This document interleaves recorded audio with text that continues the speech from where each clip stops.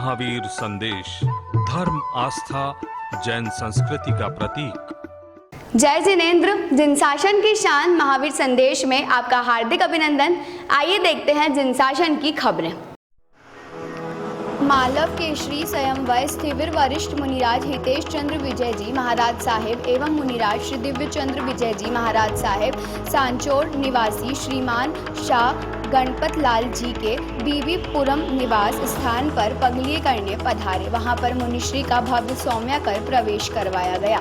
मुनिश्री ने अपने प्रवचन में चरम तीर्थ कर भगवान के 27 भवों का विवेचन करते हुए डाकू नरवीर के भाव का वरदान बताते हुए कहा कि जब तीर्थकर परमात्मा नरवीर डाकू के भव में थे तब उन्हें लोगों को तकलीफ देने में मजा आता था। वो ही नरवीर डाकू साधु भगवंतों के सानिध्य में आया और सब छोड़ दिया और भगवान महावीर बना और लोगों के साथ तुम जैसा व्यवहार करोगे तो भगवान भी तुम्हारे साथ वैसा ही करेगा।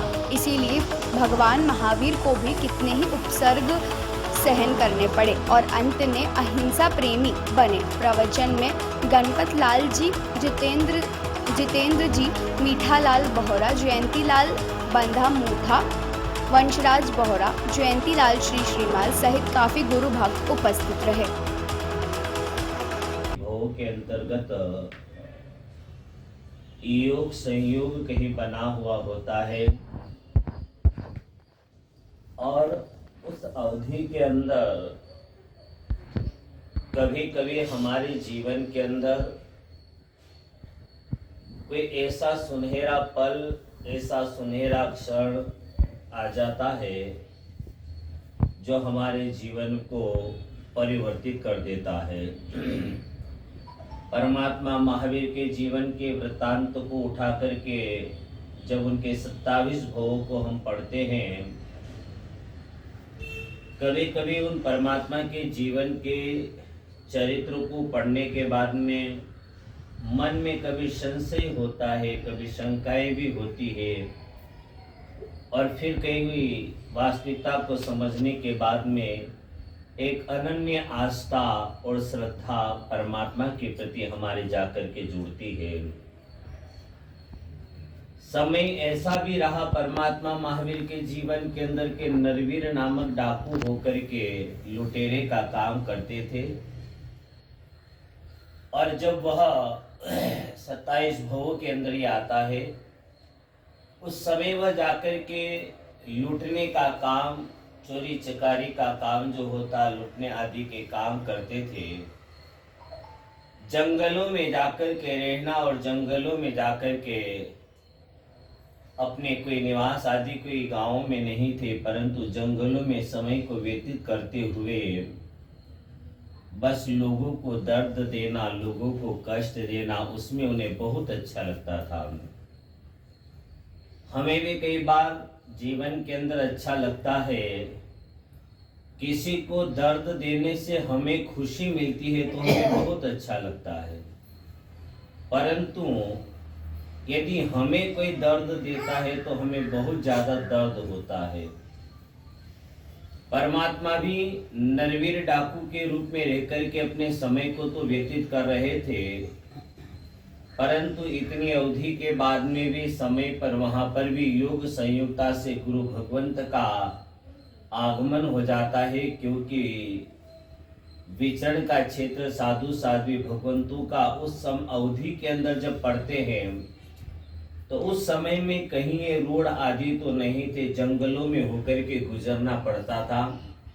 जंगलों में छोटी छोटी पगडंडियां होती थी, ऐसे रास्ते, उस रास्ते से सीधा रास्ता जो निकलता, वहाँ के रास्ते के जो भी जानकार होते थे उनसे जानकारी लेकर अथवा उन्हें साथ में लेकर के वहाँ से निकलते थे।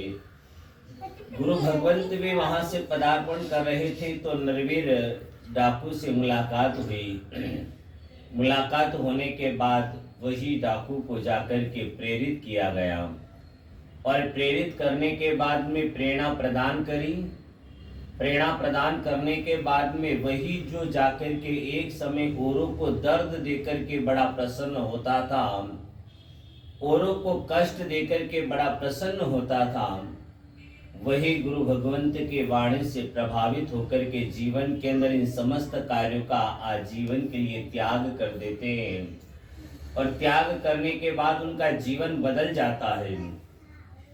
जीवन बदलने का परिणाम ये हुआ कि एक समय वह था कि औरों को दर्द देने में बड़ा मजा आता था, परंतु जब महावीर के रूप में आए तो औरों के दर्द को देखकर के उन्हें दर्द होता था।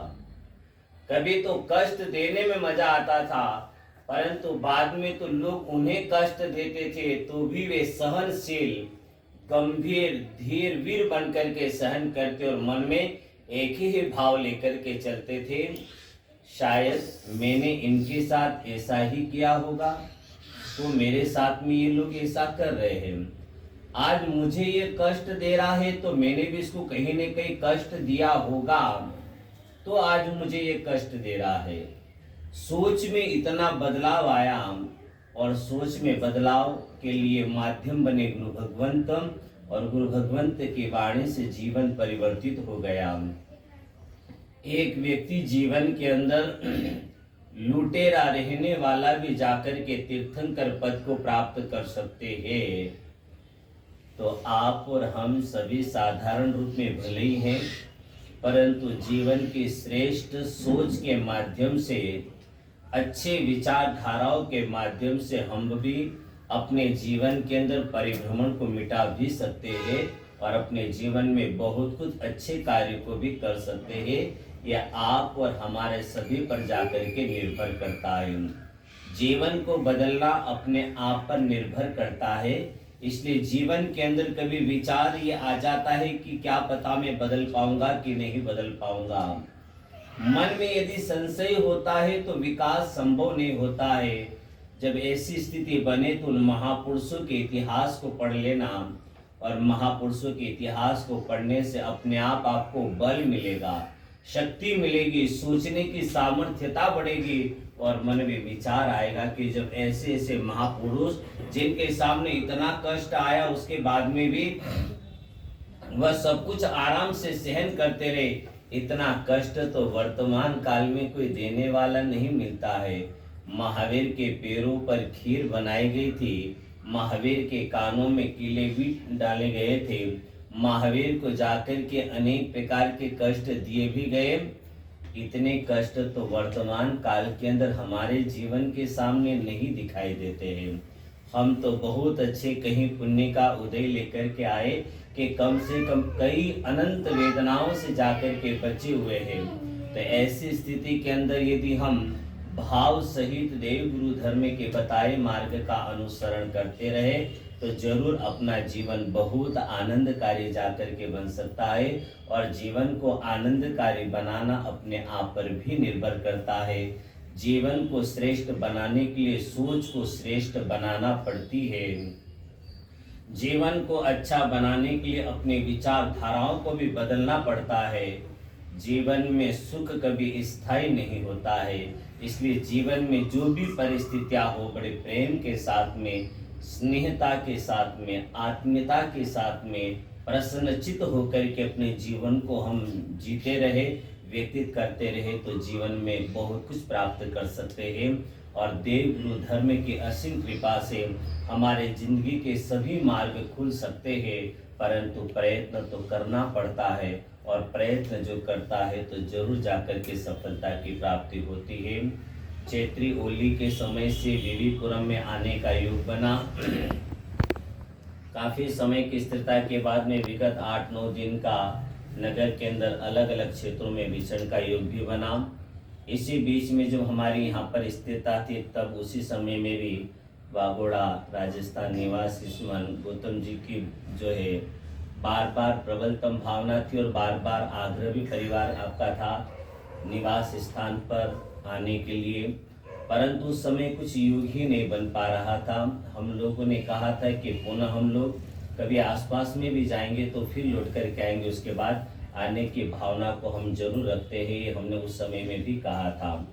उस समय जब तक रहे प्रतिदिन व्यावच भक्ति के लिए निरंतर आना, आकर के व्यावच भक्ति का पूर्ण रूपेण भाव सहित लाभ लेना और उसके बाद में निरंतर भावना के समय पर घर पधारे, परंतु अनुकूलता कुछ योग बन ही नहीं पाया।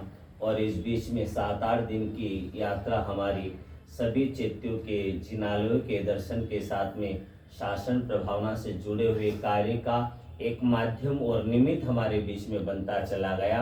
और ध्वजा के अनेक कार्यक्रम के बाद में फिर आए, उसके बाद में निर्णय लिया कि अब समय बहुत कम बचा हुआ है। 19 तारीख को हमारे यहाँ से विहार हो जाएगा। मदुरै चातुर्मास निश्चित हो चुका है और मदुरै चातुर्मास के लिए निकलना है, इसलिए 19 तारीख को हम लोग विहार कर देंगे। तो अब समय कम है और गौतम जी का बार बार आग्रह भी था, कल भी आपने आते ही बोला था, परंतु कल तो जैसे आए ध्वजा के बाद से लगा करके रात्रि को 9 साढ़े 9 बजे तक निरंतर आवागमन का दौर चलता ही रहा। व्यस्तता काफी रही, परंतु कल ही हमने कहा था। जन शासन की खबरों को लेकर अगर आपने अभी तक हमारे YouTube चैनल महावीर संदेश को सब्सक्राइब नहीं किया है तो नीचे दिए गए रेड कलर के सब्सक्राइब बटन पर क्लिक करके हमारे न्यूज़ चैनल महावीर संदेश को सब्सक्राइब करें और साथ ही साथ बेल आइकन भी प्रेस करें ताकि आपको इसी तरह की तमाम खबरों की जानकारी